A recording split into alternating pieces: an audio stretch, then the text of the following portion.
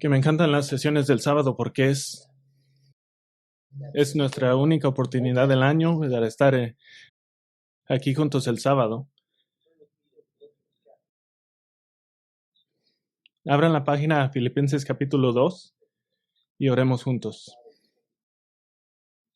Padre, venimos esta mañana dando gracia por la palabra de Dios y la claridad con la cual presentas las verdades de la palabra de Dios.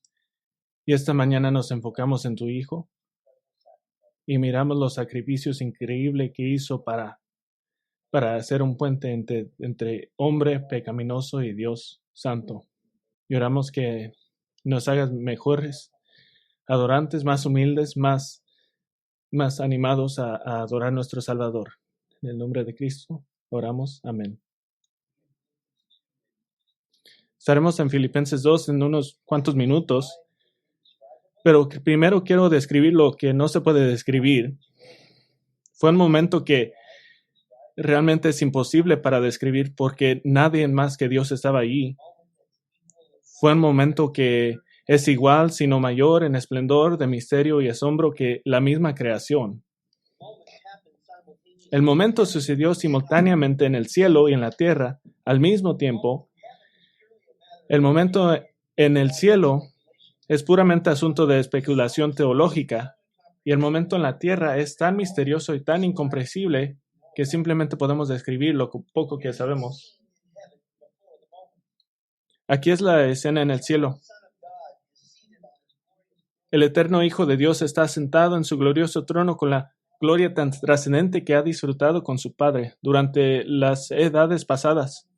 La escena se mira algo así, como es describido en Isaías 6.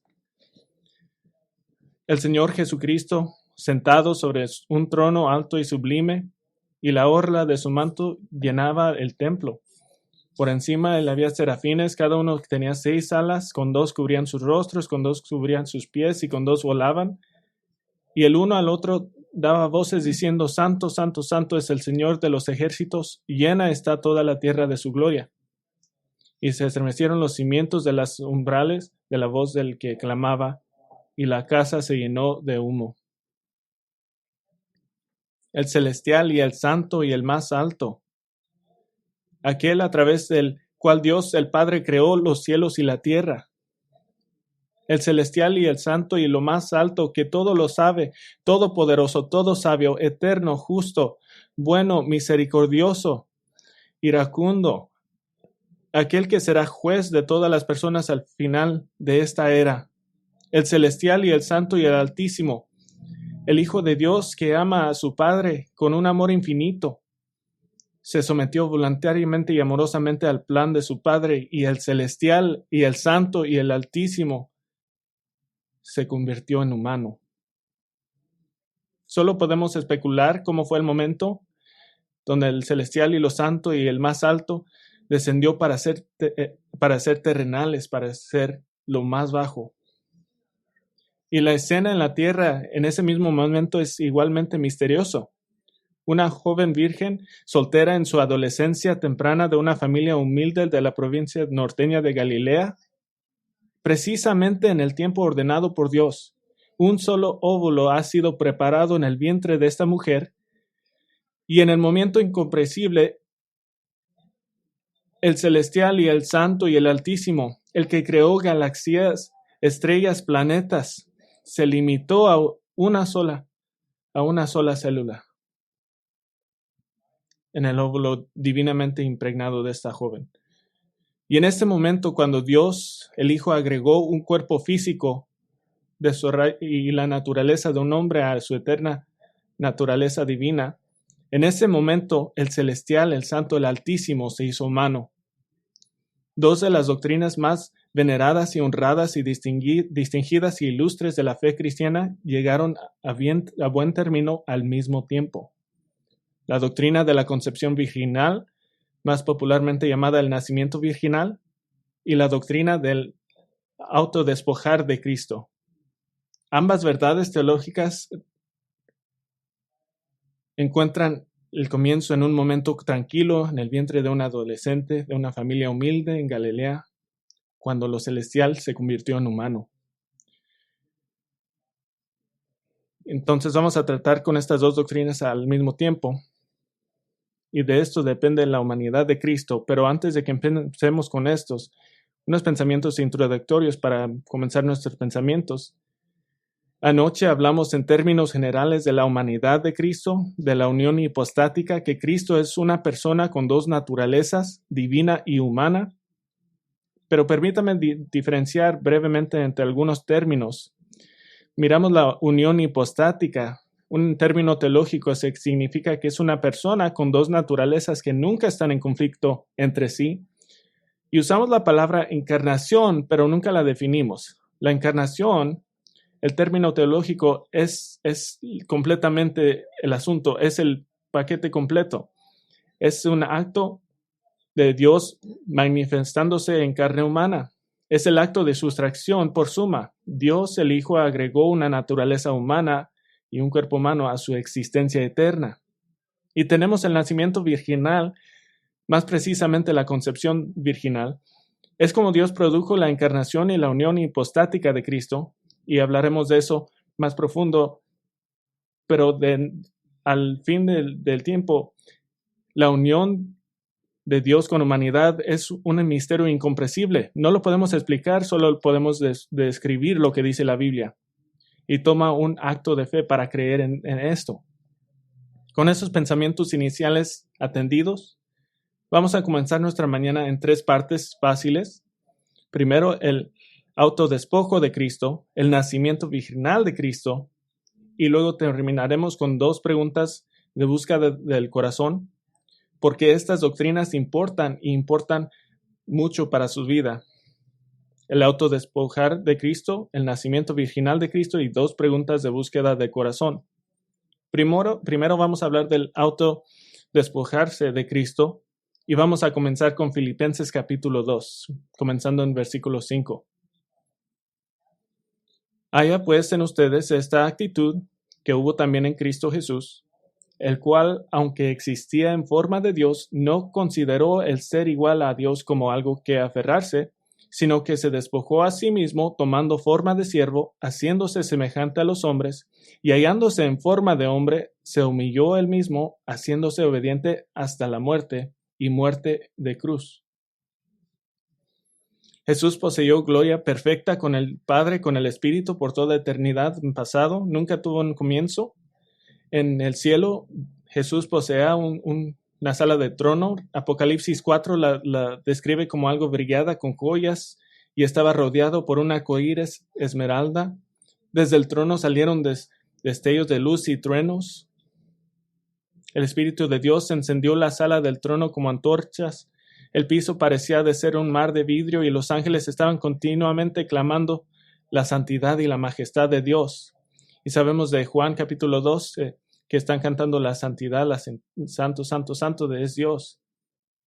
Y de esta gloria, el Hijo de Dios renunció en un acto de vaciamiento de sí mismo. Y vamos a mirar esto en dos partes, pero vamos a enfocarnos en estas dos partes. Primera parte, se negó a sí mismo los beneficios de la deidad. Se negó a sí mismo los beneficios de la deidad. En la eterna pasada, nunca teniendo comienzo, Dios, el Padre, Hijo y el Espíritu Santo han disfrutado de una comunión y el compañerismo perfectos, amor perfecto, paz, alegría, gloria, belleza. Dios no tiene necesidad de tiempo, de espacio de materia, solo era Dios.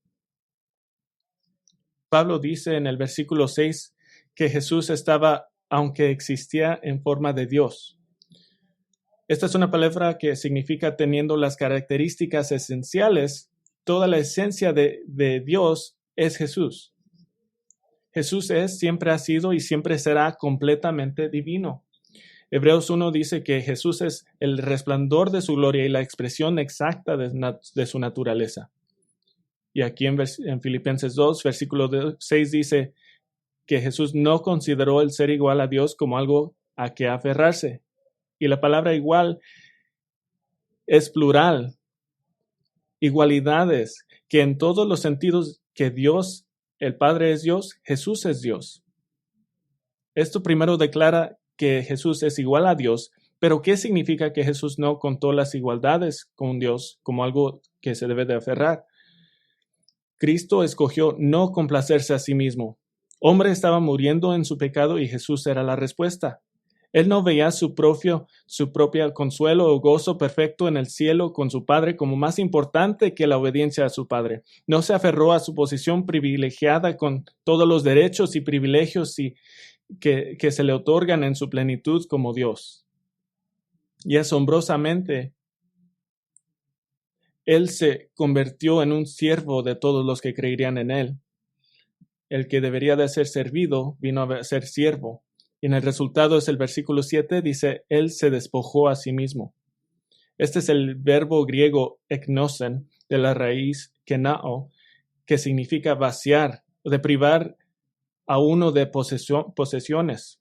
Y de esta palabra es el concepto que los teólogos llaman la kenosis, el autodespojarse de Cristo, la kenosis. Y quiero que noten que esto es muy importante, que Pablo no dice que Jesús vació algo de sí mismo o que vació algo, parte de sí mismo. Dice que se vació a sí mismo, se despojó a sí mismo, derramó a sí mismo, todo lo que es.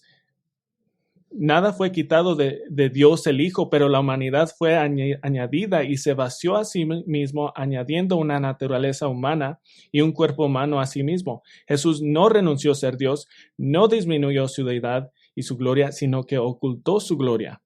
Quiero ser muy claro con esto. Esto no significa que Jesús trató de ocultar a quién era. Nunca hizo eso. Nunca minimizó su deidad.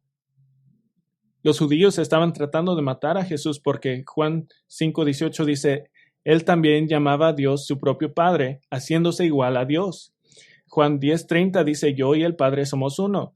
Mateo 9, versículo 6, pues para que sepan que el Hijo del Hombre tiene autoridad en la tierra para perdonar pecados. Entonces dijo al paralítico, levántate, toma tu camilla y vete a tu casa. Juan 14:9, el que me ha visto a mí, ha visto al Padre. Hacerse nada no significa que trató de ocultar el hecho de su deidad, simplemente ocultó la gloria de su deidad. Lo que hizo es esto. Se puso voluntariamente en un camino que no tenía que caminar, y ese era un camino hacia la muerte. Y a la luz de ser plenamente Dios, llegar a ser como una de sus propias creaciones es lo último en condescendencia y humillación. Jesús no se aprovechó de su posición como Dios. La noche en que Jesús fue arrestado en el jardín de Getsemaní, los soldados vinieron por él y el amigo de Jesús, Pedro, sacó su espada y atacó a los que trataron de prenderlo. Y Jesús detuvo a Pedro y le dijo, ¿o piensas que no puedo rogar a mi Padre y él pondría a mi disposición ahora mismo más de 12 legiones de ángeles, más de 72,000 ángeles? ¿Y por qué Jesús tendrá acceso inmediato a 72,000 ángeles? Porque es el comandante de los huestes del cielo. Solo Dios puede tener esa posición. En cualquier momento Jesús podría haber detenido todo el asunto. Podría simplemente haber llamado a sus legiones de ángeles. Podría haber evitado ser arrestado, estar en juicio. Podría haber detenido los clavos, la cruz y el sufrimiento. Podría haber soplado un aliento en la tierra y quemarlo y comenzar de nuevo. Pero no lo hizo. Jesús nunca paró de tener los atributos de Dios, simplemente no los usó con todo su poder.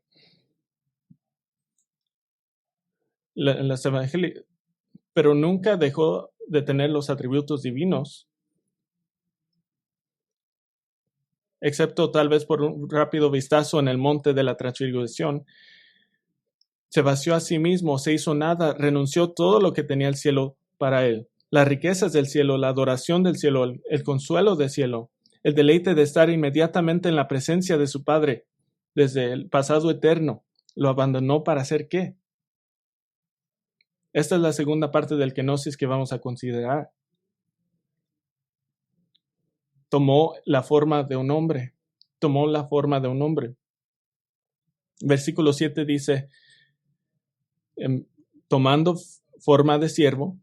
Esta es la misma palabra que forma de Dios en el versículo 6, que es Jesús plenamente y totalmente Dios, y se convirtió plenamente y totalmente en un doulos, un esclavo de Dios del Padre.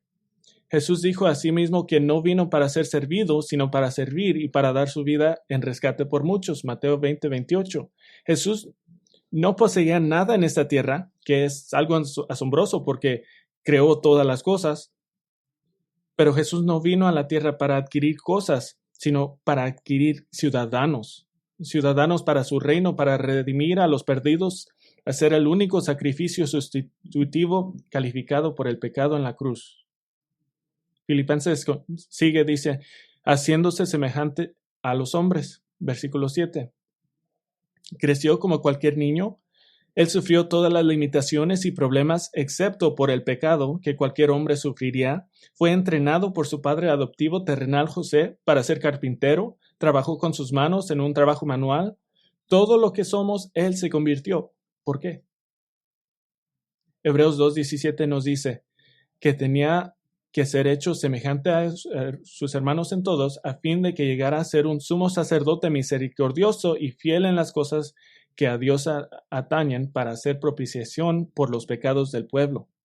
Y versículo 8, y hallándose en forma de hombre, la gente estaba familiarizada con Jesús de la misma manera que estamos familiarizados con los unos a los otros. Jesús era común. No se destacaría de entre la multitud. Isaías 53:2 dice, no tiene aspecto hermoso ni majestad para que lo miremos, ni apariencia para que lo deseemos. Vino como una persona ordinaria. Vino con una misión extraordinaria.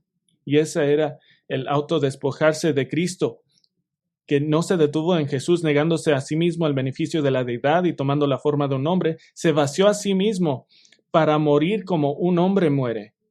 Versículo 8, y hallándose en forma de hombre, se humilló él mismo, haciéndose obediente hasta la muerte y muerte de cruz.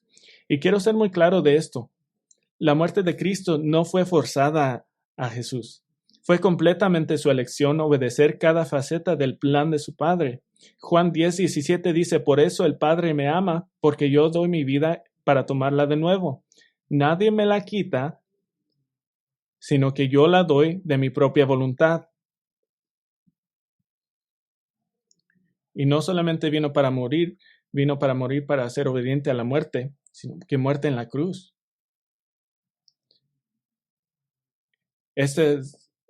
Muchos piensan que es la forma más terrible de morir. Humillándose a sí mismo, añadiendo la naturaleza humana a sí misma, es virtualmente inconcebible que Dios haría eso, y sí lo hizo.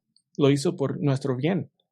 ¿Qué tal ese momento milagroso que el Hijo de Dios se hizo el Hijo del Hombre cuando se encarnó? Vamos a examinar el nacimiento virginal de Cristo. Abran a Mateo capítulo 1. Y vamos a dividir nuestro pensamiento entre tres partes. Vamos a mirar el por qué, el quién y el cuál. El por qué, el quién y el cuál. ¿Por qué creemos en el nacimiento virginal? ¿Quién está involucrado en el nacimiento virginal? ¿Y cuál es el significado del nacimiento virginal? Entonces vamos a caminar por esas preguntas. ¿Por qué creemos en el nacimiento virginal? Hay muchas buenas razones, pero tengo 4 razones buenas y poderosas y una gran y abrumadora razón. Entonces 5 en total. ¿Por qué creemos el nacimiento virginal? Primero, la razón histórica. La Iglesia ha creído universalmente el nacimiento virginal hasta la teología liberal a mediados del siglo XIX, que comenzó a cuestionar todas las cosas sobrenaturales. Ignacio de Antioquía, el pastor principal de la Iglesia de Antioquía, que fue martirizado en el año 117, describió un resumen de los hechos doctrinales claves sobre Cristo y llamó el nacimiento virginal uno de los misterios que se deben de gritar. La Iglesia universalmente creía en el nacimiento virginal hasta mediados del siglo XIX. Segunda razón, podemos llamarla la razón de consistencia. La razón de consistencia. ¿Dónde encontramos las verdades de todas las cosas de Dios y de nuestra fe? Están en la Biblia. La verdad del cristianismo está contenido en un libro que enseña de un Dios que no tiene comienzo, que no tiene fin, que creó todo de nada. Este libro enseña que hubo un diluvio mundial ordenado por Dios y que creó instantáneamente la variedad de idiomas en la Torre de Babel, que causó la concepción milagrosa de Isaac en su madre Sara, que había pasado décadas más allá de la edad fértil. En el Antiguo Testamento miramos milagros de naturaleza en escala épica, en las 10 plagas de Egipto, la separación del Mar Rojo, el sol parado por un día, legiones de ángeles revelados a uno de los siervos del Señor, profetas sanando a los enfermos y resucitándose, y un profeta volando al cielo vivo. En la vida de Jesús mismo lo vemos caminando en agua, multiplicando comida, sanando a los enfermos, resucitando a los muertos, prediciendo y llevando a cabo su propia resurrección, y Jesús volando al cielo vivo. El nacimiento virginal de Jesucristo es glorioso, pero en el esquema de todo lo demás que vemos en las Escrituras no es realmente sorprendente. Es consistente. Es consistente con el nivel de lo milagroso que comienza en el primer versículo de la Biblia. En el principio Dios creó la cielo y la tierra. Tercera razón, vamos a dar la razón mamá. Si María estuviera aquí y la podíamos entrevistar, le haríamos la pregunta, ¿te consideras sin pecado? Ella diría no. María no se consideraba sin pecado o única. Afirmó en Lucas 1 que necesitaba un Salvador. Hechos 1:14, después de la ascensión de Cristo al cielo, nos da un último vistazo a la vida de María, y ella es simplemente una parte del grupo de adoradores de Cristo. Y por eso es que es la razón de mamá. Si cualquiera persona en el planeta sabría que José es actualmente el padre de Jesús, sería María. Y si María secretamente sabía que José era el padre de Jesús y dejó que el mito de su concepción virginal siguiera, ella no adoraría a Jesús. Lógicamente no lo podría hacer. Su canto en Lucas capítulo 1 enseña que es una mujer piadosa que adora a Dios. Una cuarta razón, la razón de la santidad. Razón de santidad.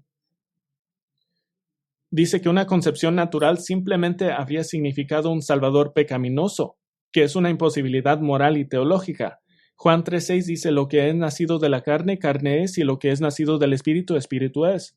Romanos 5:12 dice, por tanto, tal como el pecado entró al mundo por medio de un hombre, y por medio del pecado la muerte, así también la muerte se extendió a todos los hombres porque todos pecaron.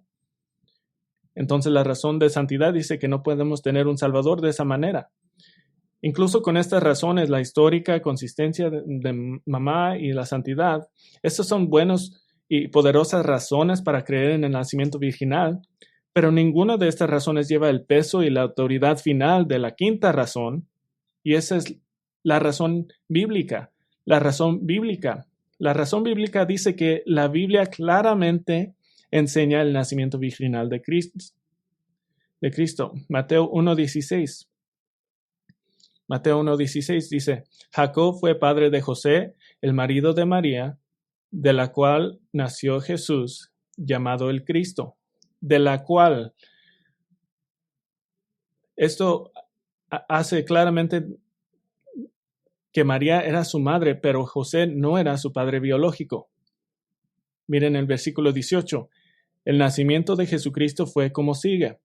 Estando su madre María comprometida para casarse con José, antes de que se llevara a cabo su matrimonio, se halló que había concebido por obra del Espíritu Santo. Entonces José, su marido, siendo un hombre justo y no queriendo denunciarla públicamente, quiso abandonarla en secreto. Pero mientras pensaba en esto, se le apareció en los sueños un ángel del Señor diciendo, José, hijo de David, no temas recibir a María tu mujer, porque el niño que se ha engendrado en ella es el Espíritu Santo, y dará luz a un hijo y le pondrás el nombre Jesús, porque él salvará a su pueblo de sus pecados. José sabía que no era el padre de este hijo. Y otro hecho, el cielo declaró que el niño fue concebido en ella por el Espíritu Santo, y el cielo ya le había dado un nombre humano a este niño, Jesús, Salvador. Versículo 22, todo esto sucedió para que se cumpliera lo que el Señor había hablado por medio del profeta, diciendo, He aquí la Virgen concebirá y dará luz a un hijo, y le pondrán por nombre Emmanuel, que traducido significa Dios con nosotros. El nacimiento virginal no fue un capricho de Dios, no fue un plan de último momento de Dios, era el plan de Dios. Y el relato inspirado de Mateo dice que la palabra profética en Isaías 7:14 se aplica en última instancia y finalmente en la concepción virginal real. En el versículo 21, el niño recibió un nombre humano como ser humano, sin embargo, se afirma que es el mismo Hijo de Dios, Dios con humanidad. Y en el versículo 25, y la conservó virgen hasta que dio a luz un hijo y le puso por nombre Jesús. Para insistir en el punto, este relato termina con el hecho que María era virgen hasta que nació Jesús. Pero no confiamos simplemente en un relato detallado del nacimiento virginal. Abran la página a Lucas 1:27, otro relato. Lucas capítulo 1. Comencemos en el versículo 26 y 27. Lucas 1:26.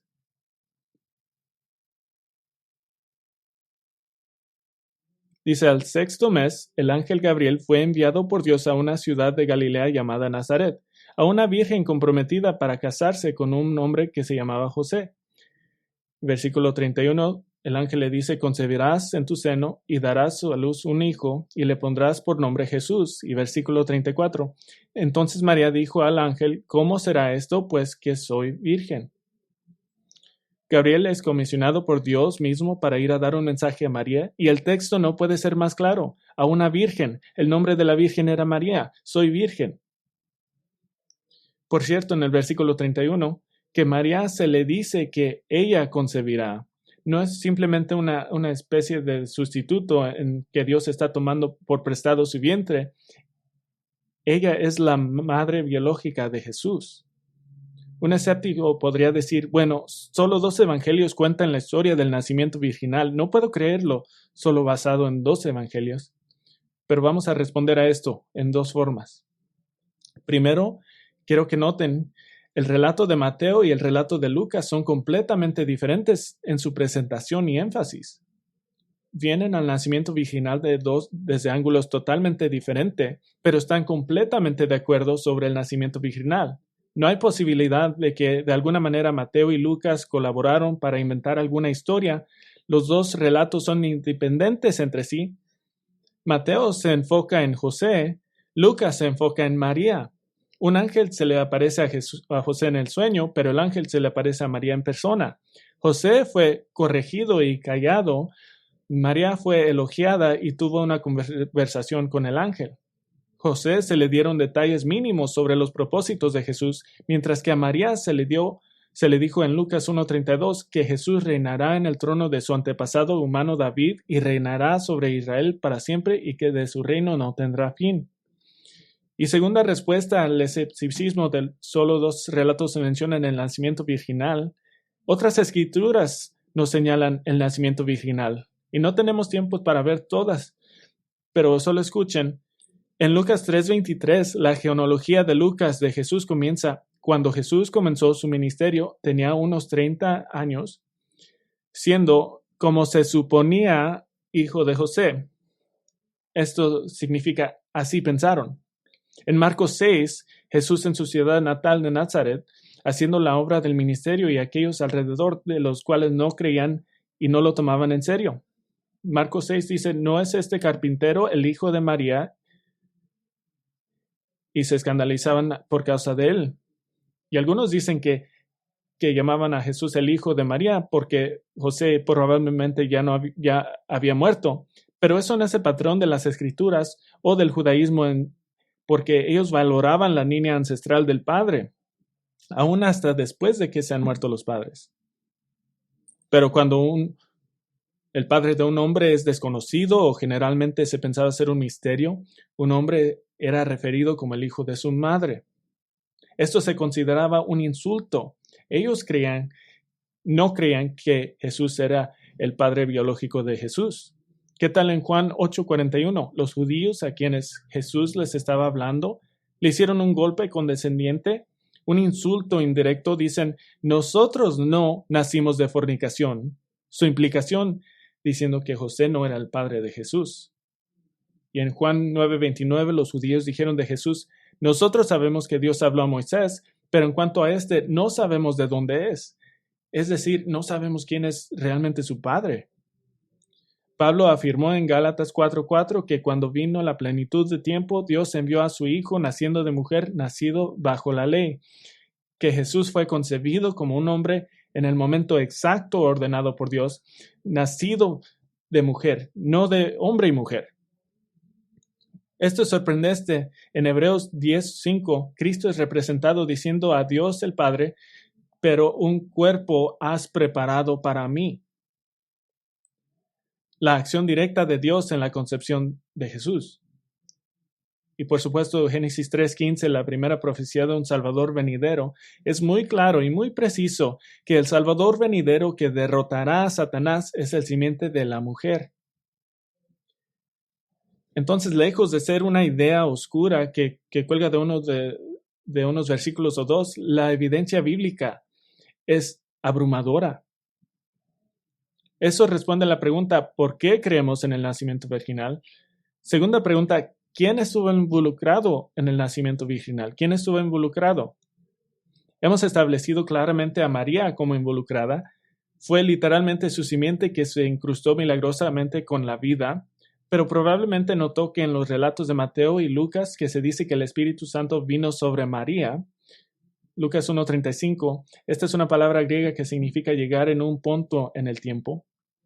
Mateo 1:20 dice que Jesús fue del Espíritu Santo, fuera del Espíritu Santo, originando del Espíritu Santo, pero es solo a través de la concepción sobrenatural y misteriosa de Cristo por Dios el Espíritu que Jesús podía nacer del vientre de una virgen. Y hemos visto que Dios el Espíritu estaba involucrado. ¿Qué tal Dios el Padre? Anoche leímos de Juan 1:14. Juan 1:14 nos recuerda que el Verbo se hizo carne y habitó entre nosotros, y vimos su gloria, gloria como del unigénito del Padre. Juan 3:16, porque de tal manera Dios amó al mundo que dio a su Hijo unigénito. Romanos 8:3, que Dios envió a su propio Hijo en semejanza de carne de pecado. Gálatas 4:4, Dios envió a su Hijo. Esas son muy obvias: María, el Espíritu y el Padre. Pero ¿has pensado en la acción del Hijo de Dios para su propia encarnación? Ya hemos visto, ¿no es así? Filipenses 2:7, se despojó a sí mismo, tomando forma de siervo, haciéndose semejante a los hombres. Que en este momento del tiempo el Hijo de Dios pasó de glorioso al tamaño de un punto de lápiz. Pasó de magnífico a ser de ninguna cuenta en su apariencia. Pasó de ángeles gritando su santa, santo, santo, santo, santidad, a personas que él creó gritando: crucifícalo, crucifícalo, crucifícalo. Filipenses 2:7 es tan importante para entender que la sumisión del Hijo a la voluntad del Padre fue voluntaria y se hizo por amor al Padre y al amor por ti. La encarnación no fue solo algo que le sucedió al Hijo de Dios, fue algo que Él estuvo activamente involucrado, un logro de su parte. Entonces podemos orar una oración: gracias Padre, gracias Espíritu, gracias Jesús por la encarnación de Cristo. ¿Por qué creemos en el nacimiento virginal? ¿Quién estuvo involucrado en el nacimiento virginal? La última pregunta: ¿cuál es el significado del nacimiento virginal? ¿Cuál es el significado? Algunos podrían preguntarse si el nacimiento virginal tiene algún significado teológico. Quizás solo era un truco para impresionarnos. Nuestra respuesta inicial tiene que ser que la cualidad extraordinaria y sobrenatural exige que haya una importancia teológica. De hecho, que el nacimiento virginal da 3 garantías de Dios relacionados con tu perdón y con tu salvación del pecado. 3 garantías de Dios relacionadas de su perdón. La primera garantía: nunca serás separado de Dios. Nunca serás separado de Dios. ¿Cómo tiene que ver el nacimiento virginal en esto? Isaías 7 predijo y Mateo 1 confirmó que Jesús es Emmanuel, Dios con nosotros, no tanto un nombre como un hecho. Y a menudo enfatizamos la parte de Dios, pero no tan a menudo la parte con nosotros. El nacimiento virginal no era necesario desde el punto de vista de Dios, ya que Dios es infinito, todopoderoso y no dependía de ninguna manera del nacimiento virginal para que Jesús fuera Dios. Jesús siempre ha sido Dios, pero el nacimiento virginal era necesario desde nuestro punto de vista para saber que es humano. Y por medio de la concepción y el nacimiento virginal es el Hijo eterno de Dios, la segunda persona de la Trinidad, vino a nosotros para siempre, como uno de nosotros sin dejar de ser completamente Dios. ¿Y qué tan importante es este? Se vuelve realmente importante en tu muerte durante tu último respiro, cuando realizas que vas a cruzar esa línea entre lo mortal y lo inmortal. ¿Por qué es tan importante? Porque ya sabes que cuando veas a Dios va a ser alguien como tú. Que cuando Esteban estaba muriendo a manos de hombres malvados y su visión gloriosa era de un hombre, Jesucristo, parado en el cielo esperando recibirlo. No te debes de preocupar de un túnel con una luz, no se tienen que preocupar de solo flotar en el espacio. El apóstol Pablo dice que estar ausente del cuerpo es ser en casa con el Señor, con un hombre. Segunda garantía es que su deuda de pecado es pagado en su totalidad. Su deuda de pecado es pagado en su totalidad. Sigan la lógica conmigo. El Espíritu Santo santificó la naturaleza humana de Cristo. Hay evidencia razonable que la naturaleza pecaminosa se transmite a través del Padre, comenzando con Adán, pero no es necesario tomar una posición dura al respecto, particularmente porque María era una pecadora. Ella misma dijo que necesitaba Salvador, pero notamos que en Salmo 51:5 que David atribuye su naturaleza pecaminosa a su madre. La posición católica romana es que Jesús no tiene pecado, entonces María misma tenía que ser sin pecado, y por lo tanto la adoración idólatra de María continúa con toda su fuerza hoy en día. Pero esa por supuesta solución no resuelve el misterio de la ausencia de pecado de Cristo, porque si María estuviera sin pecado, siguiendo la misma lógica, entonces significaría que ambos sus padres tendrían que ser sin pecado. Entonces, aquí tenemos el problema. En cambio, es mejor decir simplemente que el Espíritu Santo aseguró la ausencia de pecado de Cristo al prevenir la transmisión del pecado de José. Esta fue la posición de Juan Calvino. Dice, hacemos a Cristo libre de toda mancha, no solo porque fue engendrado de su madre sin un hombre, pero porque fue santificado por el Espíritu para que la generación pudiera ser pura e inmaculada como había sido verdad antes de la caída de Adán. Entonces, ¿qué es lo que significa la ausencia de pecado de Cristo?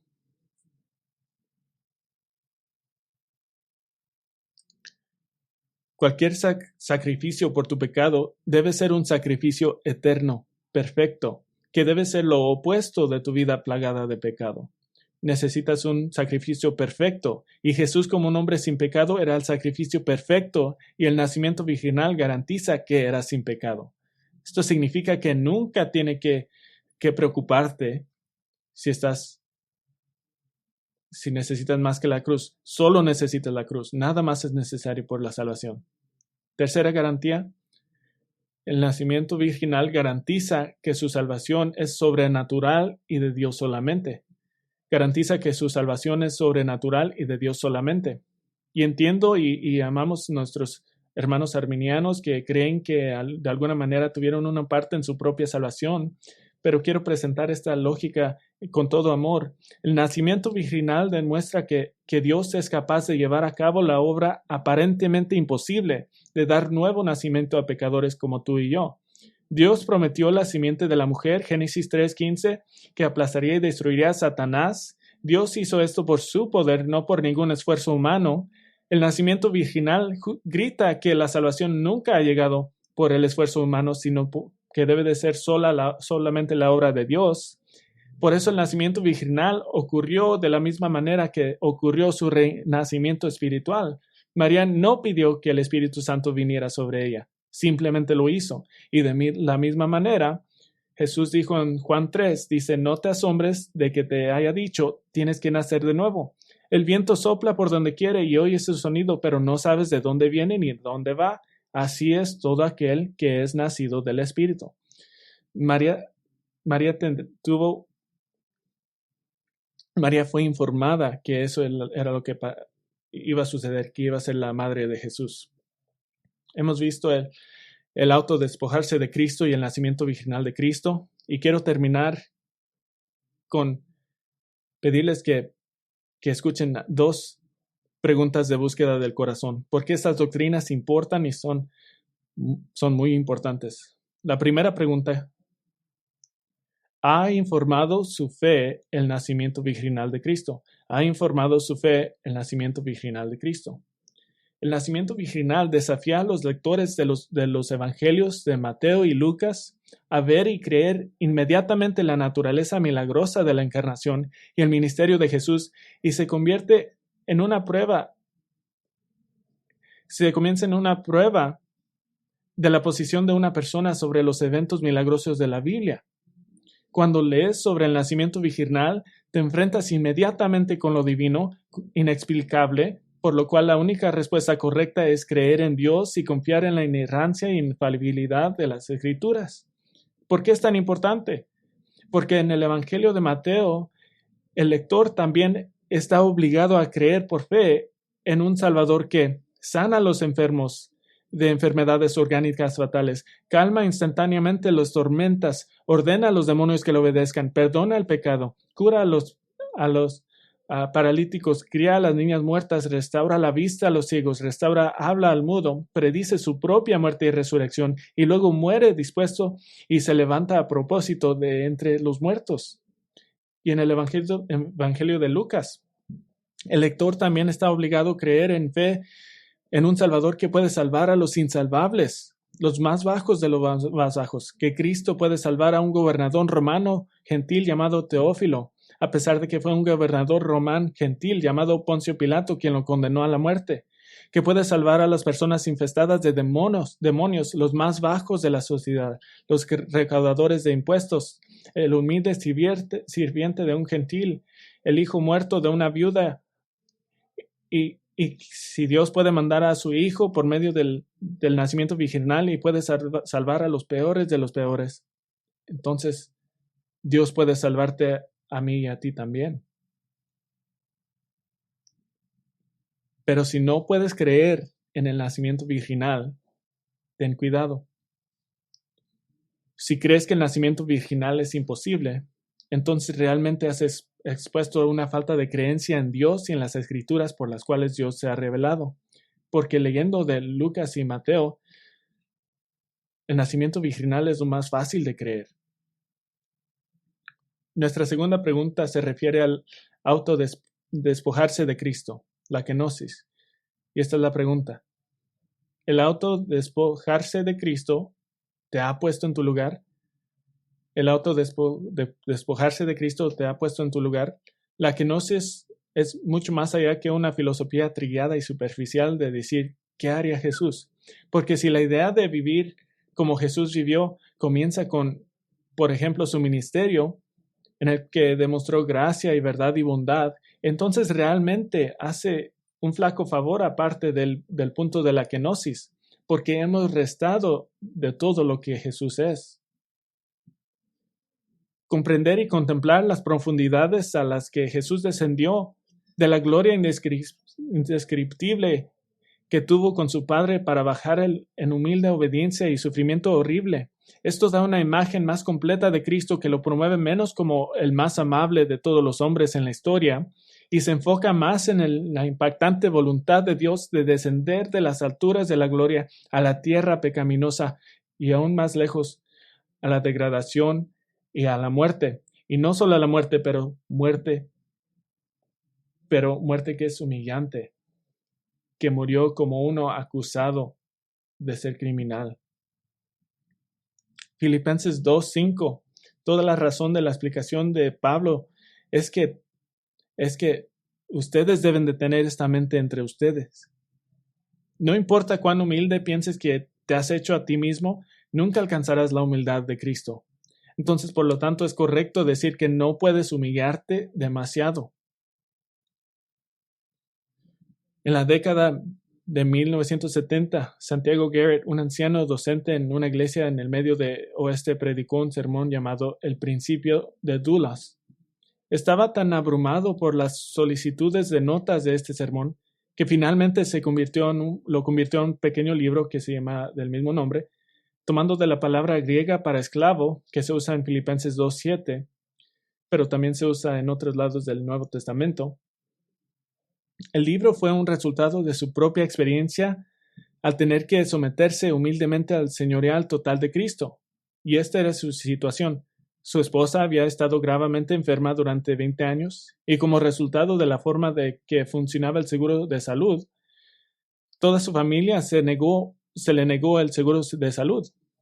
Y en el 1970, en el lapso de 12 meses, su esposa y sus 5 hijos fueron hospitalizados y casi murieron por diferentes razones. Un niño fue mordido por 7 serpientes venenosas y casi murió.